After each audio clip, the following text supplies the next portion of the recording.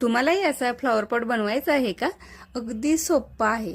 कोणतंही जुनं कापड घ्या, त्याचा एक आकार कट करून घ्या. तुम्ही सर्कल, स्क्वेअर कसाही करू शकता आणि तुम्हाला कोणत्या आकारामध्ये पाहिजे फ्लॉवर पॉट ते अशा पद्धतीने बॉटल किंवा भरणी किंवा कोणतीही पाईप असेल ते ठेवून तुम्ही त्यावरती असा टॉवेल अंथरू शकता. तर टॉवेलला आपण इथे व्हाईट सिमेंट लावणार आहोत. मी व्हाईट सिमेंट अगदी लिक्विड फॉर्ममध्ये करून घेतलं होतं. त्यामध्ये टॉवेल डिप करून घ्यायचा आहे आणि अशा पद्धतीने आपल्याला पाहिजे तसा आपण टॉवेल यावरती सुकवू शकतो.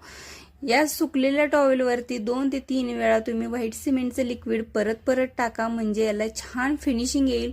सुकल्यानंतर तुम्हाला पाहिजे तो कलर यावरती देऊ शकता. अगदी सुंदर आणि तुम्हाला ज्या आकारात पाहिजे त्या आकारात तुम्ही असा मस्त असा युनिक असा फ्लॉवर पॉट तुम्ही घरच्या घरी रेडी करू शकता.